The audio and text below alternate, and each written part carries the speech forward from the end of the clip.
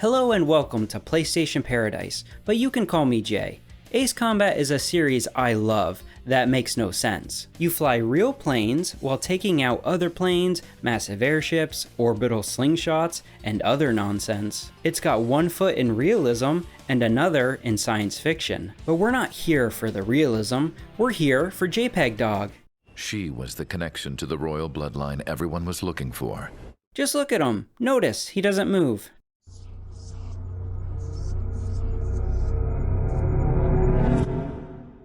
Anyway, I don't know anything about the earlier games in the series, so let's take a peek at the very first, Ace Combat for the PlayStation.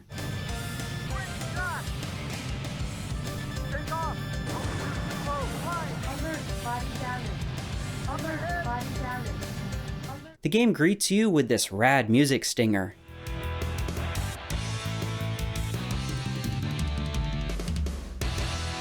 Dun dun. Reminds me of the arcade. Apparently this is an arcade port, so that makes sense. In the controls, you can choose between Novice or Expert. This is a bit misleading though, since Novice restricts you to turning left and right, while Expert gives you full 360 control. There's also a music player, so you can jam out, and to be honest, wow, you gotta listen to this.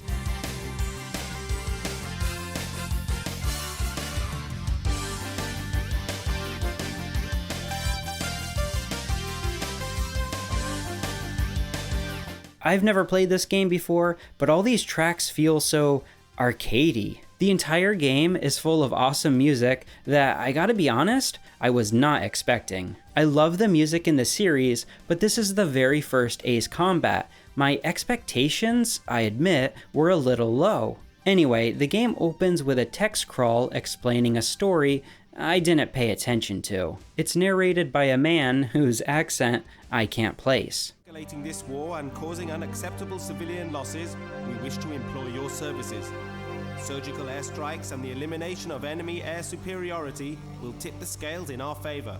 What's your guess for where this guy's from? And if you guessed Ace Combat, then you're probably a dad. The campaign has you navigating a world map, tackling various missions using various planes. Sometimes the missions branch off, and it'll ask you if you want to destroy an airfield or take out some enemy planes. This doesn't impact the story, but it does give the player some choice in what you want to do. Your targets and objectives will vary too, of course, but this game really suffers from being so primitive. There's no real difference between locking onto and destroying a building versus destroying a plane on the runway. You find the target, lock on, fire a missile or two, and that's that. It feels like a game that wanted to do more, but was hampered by the PlayStation's hardware. It wanted to spread its wings, you could say.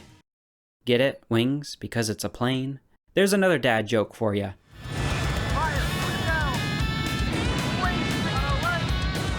Dogfighting is another story. Enemy fighters aren't shy about trying to get behind you. They're hyper aggressive and a real threat to consider. They're often defending an objective you gotta destroy. The first mission asks you to shoot down some planes and acts as a tutorial. It's a great time to stop and soak in the gorgeous copy-pasted 2D clouds. Ace Combat is not a pretty game, nor does it control very well either.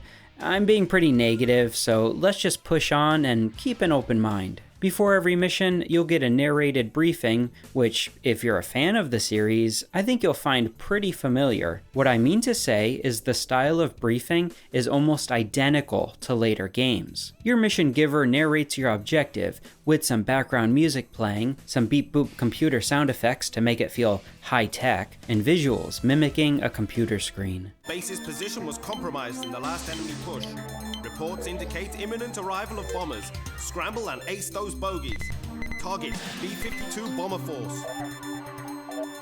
One of my biggest takeaways from playing this game was just how similar it is to modern Ace Combat games. The mission briefings are the same, and the UI hasn't changed much either. We have our speed on the left, altitude on the right, the angle of our plane, radar bottom left, and heading up at the top, etc, etc. The funny thing is, only first-person view gives you this information. The third-person camera removes everything but your plane's health and a missile counter. So now you got this trade-off to consider. Do you use the first-person view, which gives you critical information, or the third-person view, which can help you navigate tight corners and is just more aesthetic? Personally, I swapped back and forth, but usually I opted for the first-person view. After every mission, you'll be rewarded with cold hard cash. You use this to purchase planes that become available as you progress through the game. You can also sell old planes you don't use often,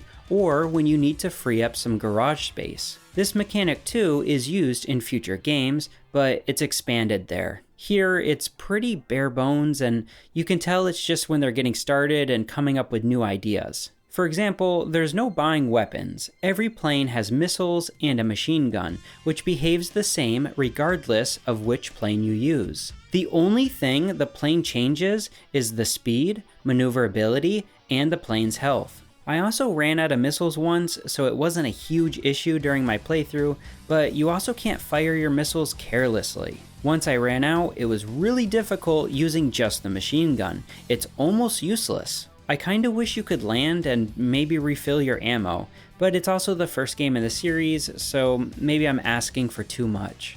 Helping you out in later missions is a potential wingman you can hire. You're also given the choice between their expertise, and they all use different planes. You can even give them orders prior to the start of a mission. They can either go for the objectives themselves, do their own thing, or keep enemy planes off your back.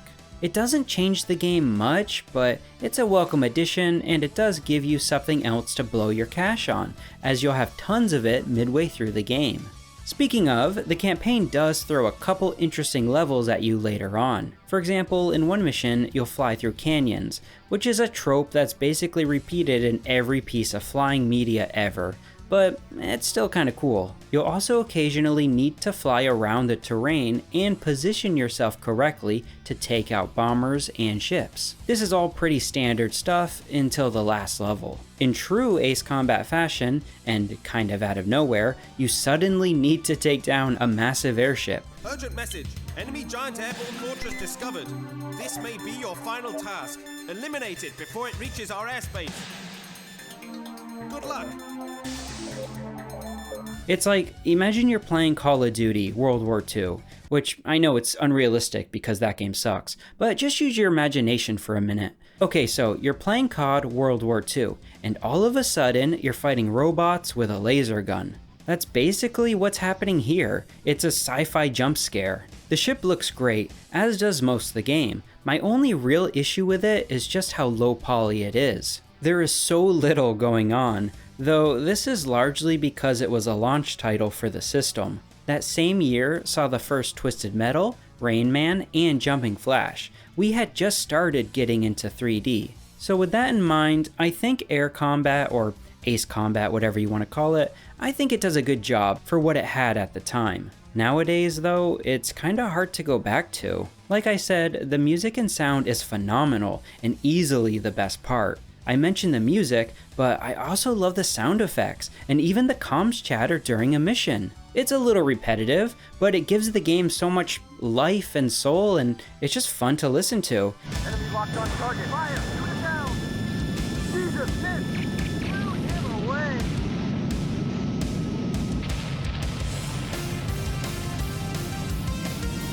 I think really my biggest issue with the game is the lack of gameplay mechanics. It's a shallow game that was great at the time, but those elements have aged it. There are just better retro flight games to return to. So it pains me to say it, but I think I'd give this game a pass, unless you're really curious about the origins of the amazing Ace Combat series. That's going to do it for Ace Combat, or Air Combat, again, whatever you want to call it. Thanks for watching. If you want to see more retro PlayStation games, why not subscribe and check out my other videos. Thanks again. See ya.